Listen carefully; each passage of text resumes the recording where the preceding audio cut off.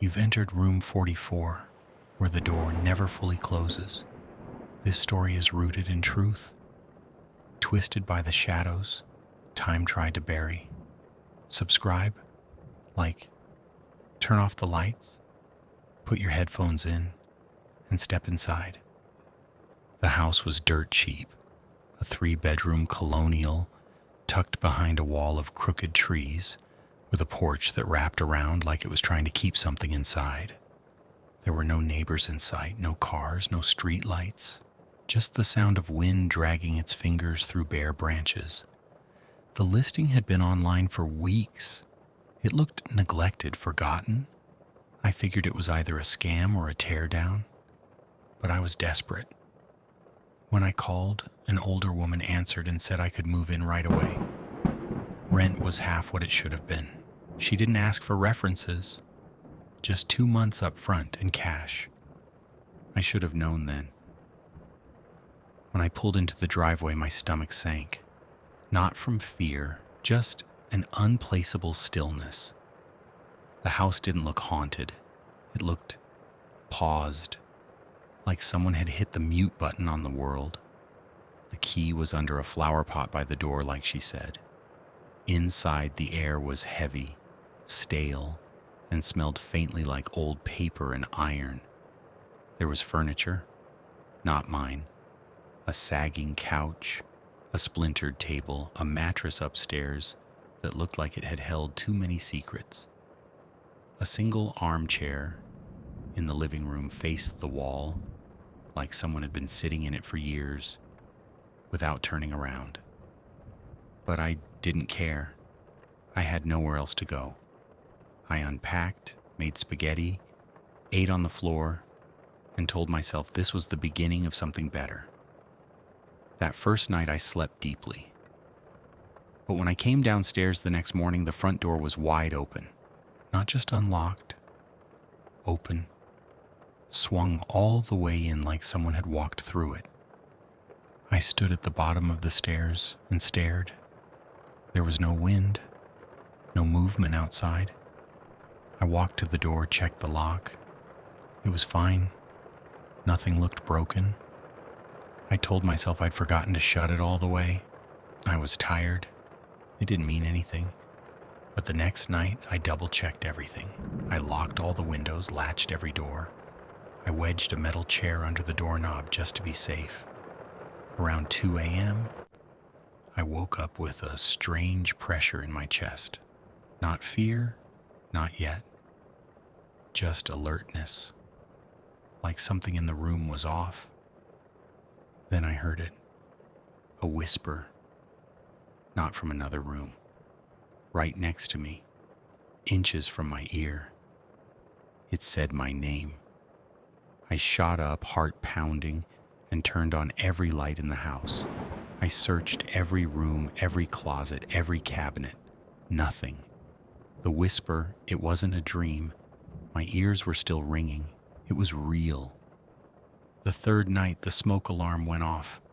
Loud and sudden, 3:13 a.m. I leapt out of bed, climbed onto a chair, ripped the battery out. 10 minutes later, it went off again. No battery.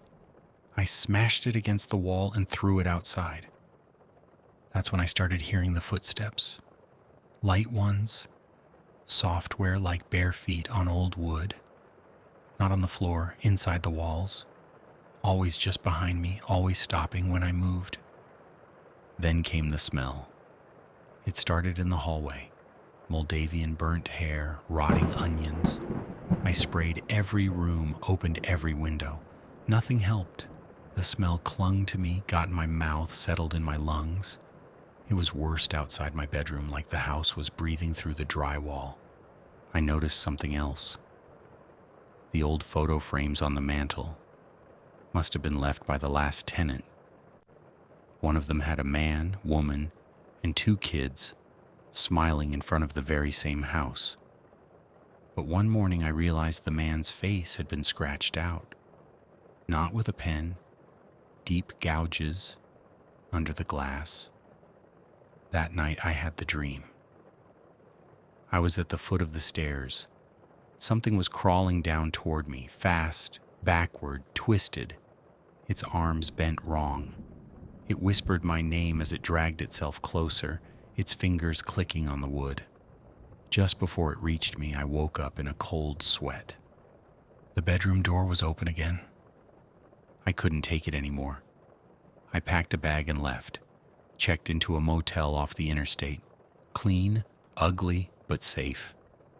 I fell asleep almost instantly, until 4:11 a.m., when my phone rang. I answered it without thinking. The sound on the other end made my heart stop. It was the exact smoke detector tone, the one from the house, and behind it, breathing. I hung up and stared at the phone. The caller ID was blank. Still here? Then the house isn't done with you yet. Subscribe to Room 44. Because the next story might just happen to you. I drove back at sunrise, just to grab my things and never come back. But when I got there, the chair I'd wedged under the front doorknob, it wasn't just moved. It was warped, bent inward like something heavy had pushed it. Not broken, melted. I froze on the porch. I didn't want to go inside, but I couldn't leave my ID, my laptop, everything I owned. I stepped through the front door and immediately felt it. Pressure, not air pressure, like someone watching from inside your skin. The house was colder than it had ever been and darker, even with the curtains open. As I crept upstairs, I smelled it again. Stronger, sour and wet, like something had been rotting for weeks. It got worse the closer I got to the hallway mirror. That's when I saw the message, fogged across the glass even though the air was freezing. He let us in. You have to stay now. I didn't scream. I couldn't. My throat locked. I backed down the stairs, didn't even grab my bag, and ran, left the door wide open, didn't stop driving until I was hours away. That was 2 years ago. Since then, I've moved 3 times. Never stayed in one place more than 6 months. But some things follow you. Sometimes I wake up at 3:13 a.m. for no reason, heart racing. Sometimes my mirrors fog when there's no heat on. Once I came home from work and found a yellow Post-it on my fridge. No words, just the kind of note I hadn't seen since that house.